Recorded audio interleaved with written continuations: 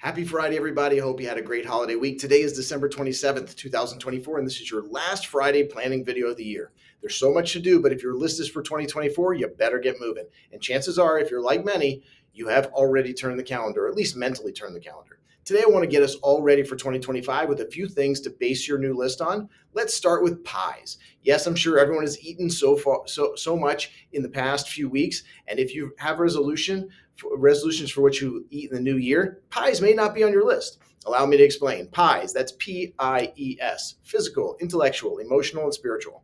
Now, before I get into a short planning list, I'd like to suggest to all of you that you consider pies as you start 2025. Now, take the time to do something physical. That can be your 10,000 steps or going to the gym or even just taking a walk. Add to that something intellectual. Every year at this time, I've asked for names of favorite books, and thanks to the 2 people who have actually shared their picks. But I've spoken about how some of the most successful people are reading a book a week. Now, I can't do that. I don't know about you, but I do suggest that you make 2025 a year where you add reading, learning, even listening to a podcast to your list. You can even fulfill that with watching these videos. Okay, yes, that's a self-serving idea, but we'll try it. I also suggest that you plan to take care of any emotional needs. Everyone has them, and they do range from the great to the horrible. Whatever it is, take care of it. Give it some attention. Finally, spiritual. And this one also can be any way you choose. Reflect, meditate, pray, whatever works. But like many pies are better than one pie. So add the S for spiritual, may make things better. Okay, that's it. Food for thought on that. So now a few quick ideas as we start to make your resolutions and list for 2025.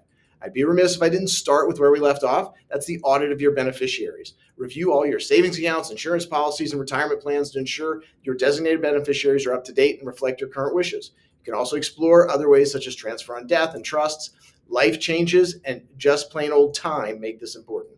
Next idea for 2025, maximize your retirement contributions. For 401ks, the IRS has just set new limits for how much you can contribute in 2025. If you're under 50, you can contribute up to $23,500. And if you're 50 or older, your limit goes up to $31,000.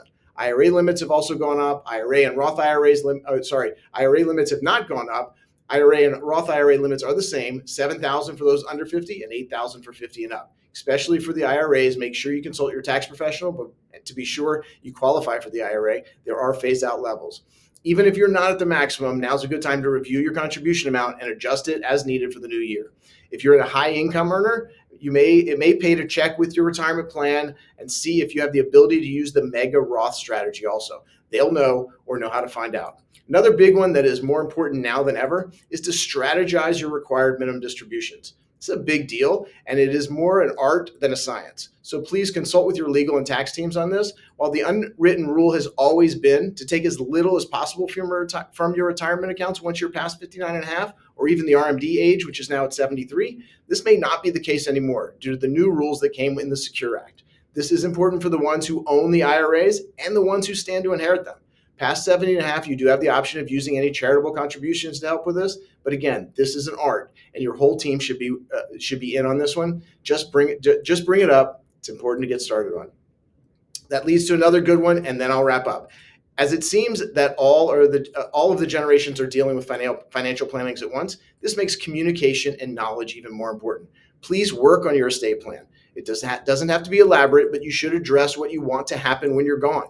This is a living document, or at least it should be, and one that you should be revisited with your financial, legal, and tax team on a regular basis.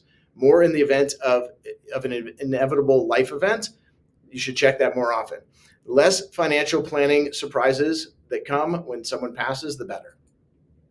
Financial planning is a continuous journey that adapts to life's changes. By implementing some of these steps, you should be able to position yourself for a more secure and prosperous future. Remember, consulting with your team to get the personalized guidance tailored to your unique situation. So, Happy New Year, and I'm looking forward to an amazing 2025. See you next year.